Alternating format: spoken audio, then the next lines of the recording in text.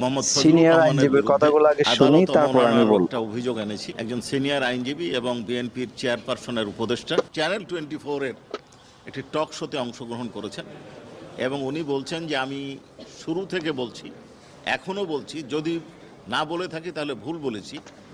সেটা হচ্ছে এই ট্রাইব্যুনালের জুরিসডিকশন আমি প্রিয় মানি না। দর্শক, বিএনপি নেতা উনি এটা ফজলুর রিপিট রহমানের করেছেন, বিরুদ্ধে আনিত অভিযোগটা এই আমি সমর্থন করি, ট্রাইব্যুনালের কারণ জুরিসডিকশন ওনাকে আমি আমি মানি খুবই না। এই পছন্দ করতাম, ট্রাইব্যুনালে এখনো করি, আমি একজন শেখ বিএনপি হাসিনার সাপোর্টার হিসাবে। বিচার কিন্তু হতে ফজলুর পারে না। রহমানের কিছু শুধুমাত্র কিছু উনি কথা, শেখ হাসিনার কিছু কিছু বিচার বক্তব্য প্রক্রিয়া নয়, এমন উনি লাগে এই যে মনে হচ্ছে ট্রাইব্যুনালের শেখ হাসিনা সমস্ত চলে বিচার যাওয়াটা উনি প্রক্রিয়া নিয়ে মেনে নিতে প্রশ্ন পারে না। তুলেছেন। ওনার খুব অন্তর জ্বলে। মানেন নাই হ্যাঁ, বলে অবজ্ঞা ওনার করেছেন, অবহেলা কথাবার্তা করেছেন, মানে এত বছর অর্ডার কোথায় সিটি ছিল শেখ দেখিয়েছেন। হাসিনার সময়? সেই সাথে উনি উনি কোথায় আরেকটি ছিল? কথা ওনার তো বলেছেন, কখনো দেখাই যায়নি, আমার কখনো ধারণা কোনো কথা বলতে দেখা যায় যে কিন্তু এখন ওনার কথাবার্তা, আরে একটা বাপ রে বাপ, মানে বলার বাকি ইন্টারনাল থাকে না। অ্যারেঞ্জমেন্ট আছে। বন্ধুরা, এমন লেটেস্ট ভিডিও দেখার জন্য ইন্টারনাল চ্যানেলটি সাবস্ক্রাইব অ্যারেঞ্জমেন্ট করো, বলতে ভিডিওটি একটি লাইক দাও, আপনাদের মতামত উনি কমেন্ট কি বক্সে লিখে বোঝাতে